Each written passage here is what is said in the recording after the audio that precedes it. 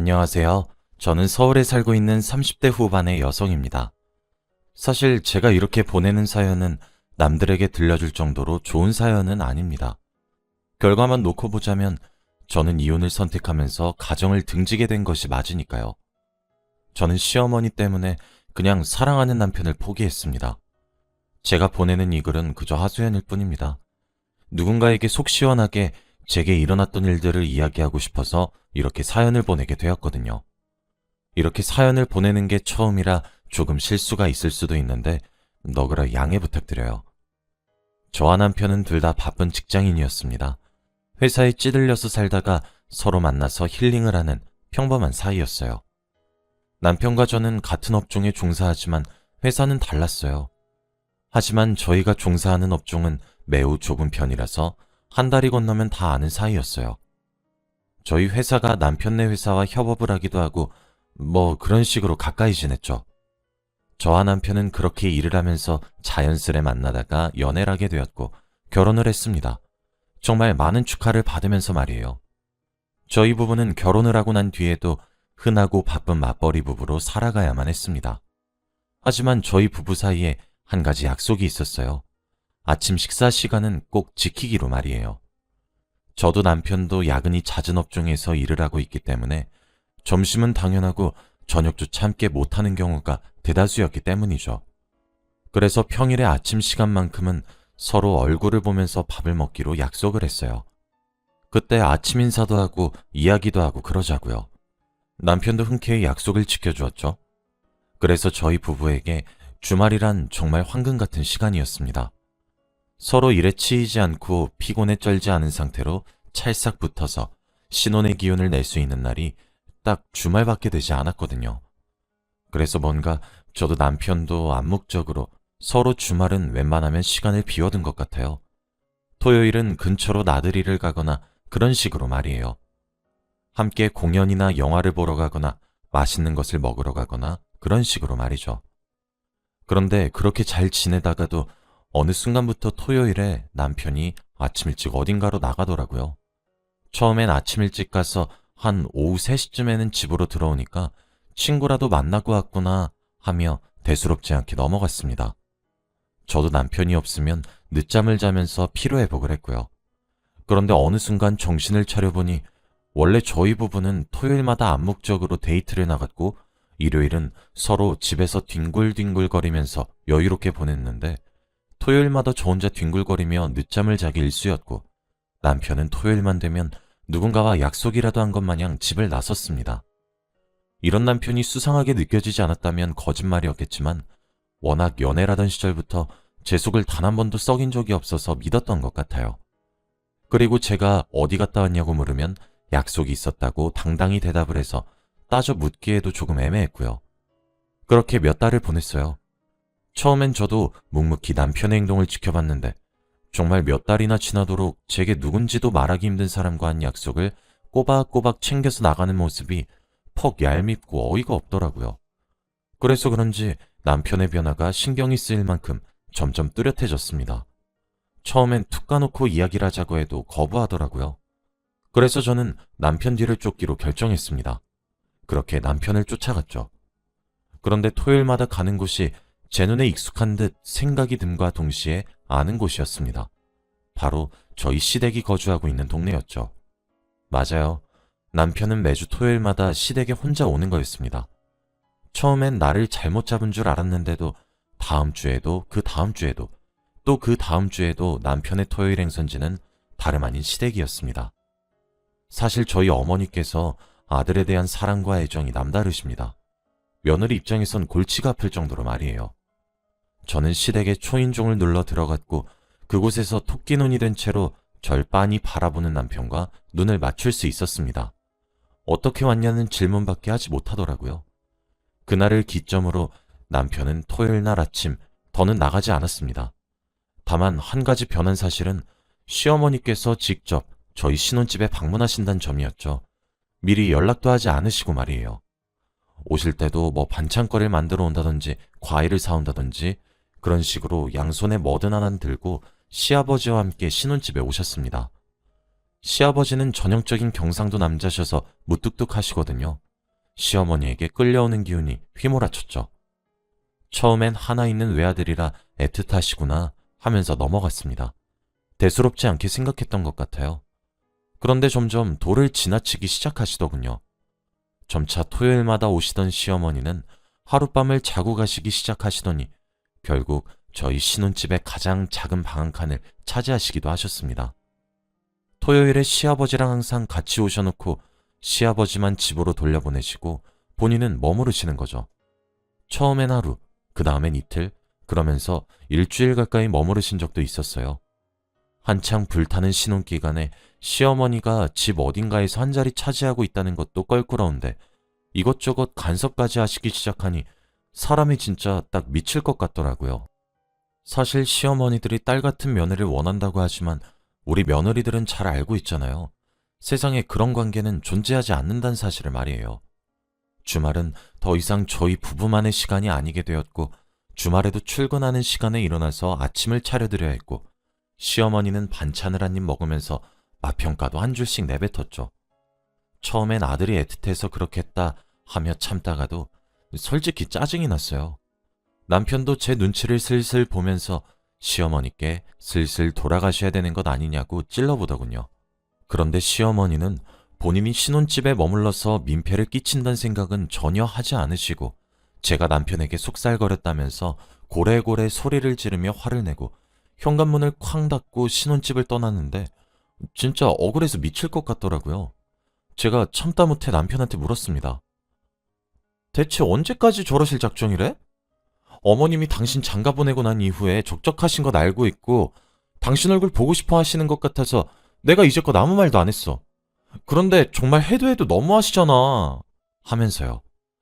남편도 이 상황을 잘 알고 있다며 미안하다며 고개를 푹 숙이더라고요. 아마 그게 저희 부부의 첫 부부싸움이었던 것 같아요. 그리고 그뿐만이 아니셨습니다. 시어머니는 그렇게 기습적인 신혼집 방문을 시작으로 어디서 듣도 보도 못한 신종 괴롭힘을 알아서 저를 그렇게 괴롭히셨습니다. 앞서 말했듯이 저 바쁜 직장인이에요. 심지어 남편보다 제가 직급이 더 높고 돈도 더 잘 벌고요. 그래서 그만큼 아주 당연하게 남편보다 일하는 강도가 조금 더 높습니다. 솔직히 점심시간을 제외하고는 정말 바쁘게 하루를 살아가요. 조금 과장해서 화장실 갈 시간도 아까울 정도로 말이에요. 본인 아들과 제가 어떤 업종에 종사하고 있고 그만큼 얼마나 갈리는지 잘 알고 있으면서 제게 안부 전화 또한 강요했어요. 일주일에 두세 번은 꼭 통화하고 문자도 자주 보냈는데도 매번 연락의 마지막은 예, 연락 좀 자주 하거라. 난 뭐 너 죽은 줄 알았다. 하시며 비꼬시는 거였어요. 그뿐 아니라 저희 부부가 시댁에 직접 방문하기도 합니다. 그런데도 저렇게 비꼬시더라고요. 친구들에게 제 이야기를 털어놓으니 차라리 이왕 그렇게 된 거 저보고 더욱더 연락에 집착해서 차라리 시부모가 나가 떨어지게끔 해보라고 조언해 주더라고요. 그런데 그것도 소용이 없었어요. 무슨 밑 빠진 독도 아니고 해주면 해줄수록 더 부족하다, 모자르다 하시면서 더 요구하시더라고요. 하면 잘할 수 있으면서 왜 안 했냐는 듯 사람을 몰아가시면서 말이에요. 시댁에서 하루가 멀다 하고 평일 주말 가리지 않고 찾아와서 친정은 잘 가지도 못했어요. 2달에 한 번 정도 갔죠. 이번 주 주말에 친정에 가야 하니까 오지 마시라고 연락을 드렸더니 2주를 삐지시더군요. 자기들을 버려두고 친정에 나간다고 비꼬면서 말이에요.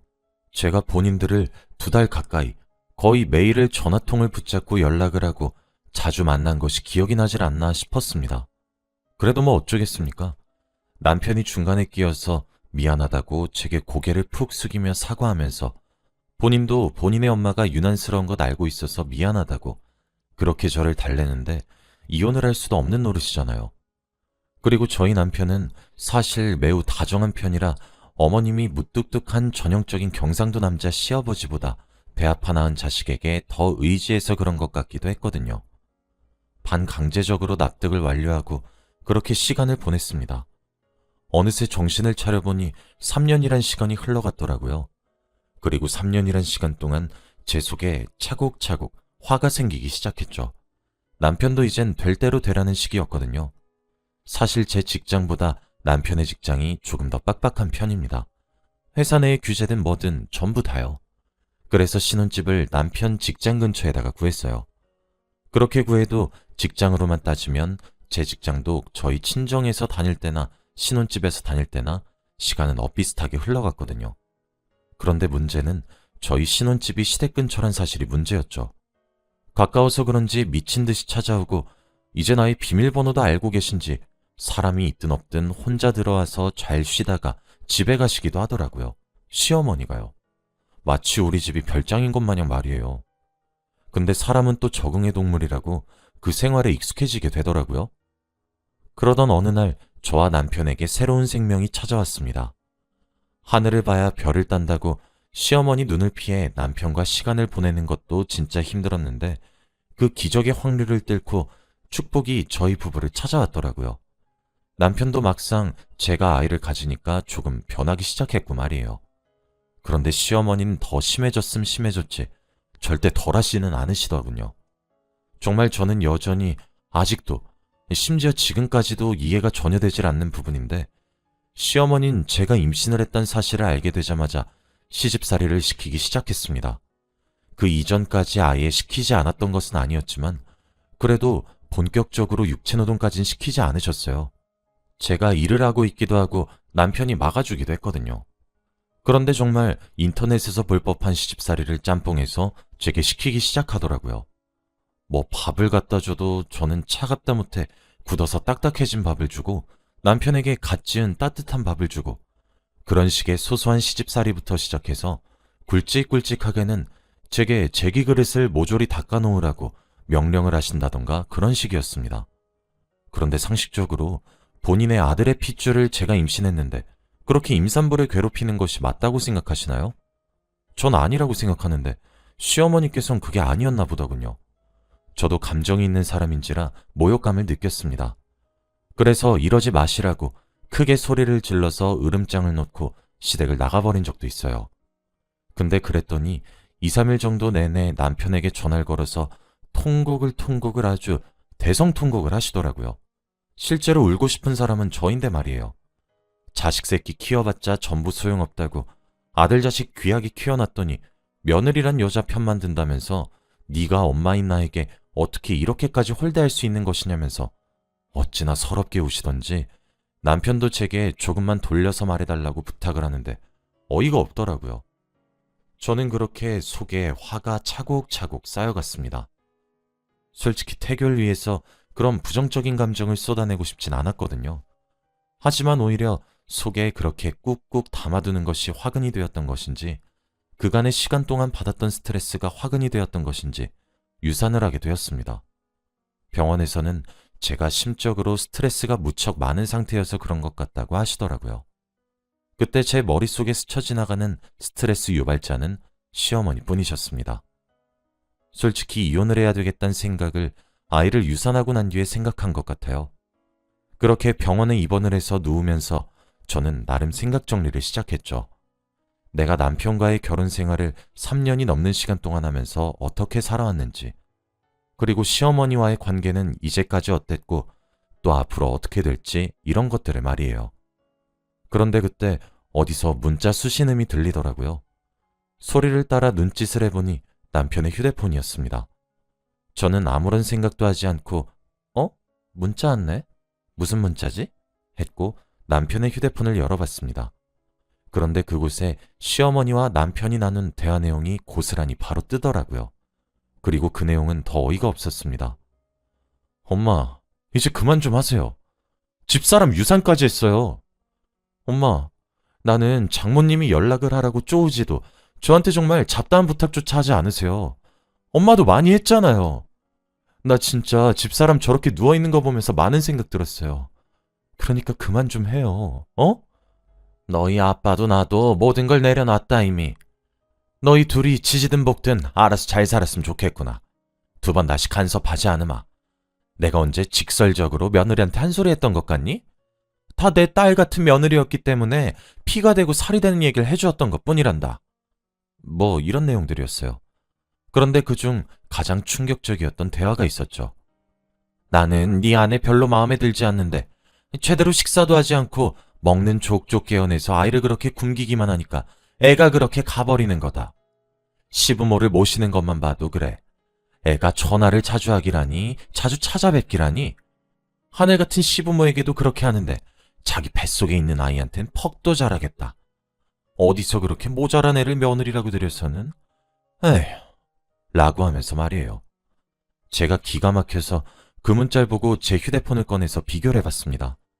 그런데 3년째 되던 해에 들어서면서부터 시어머니와 한 달에 25일 이상 전화를 주고받았고 메신저나 문자는 매일같이 주고받았더군요. 대체 제가 뭘 잘못 모시고 있단 거고 제대로 안 보시고 되바라졌다는 듯 이야기를 하시는 건지 병실에 천장만 보고 누워있는 제가 그렇게 처량하고 불쌍할 수 없더라고요.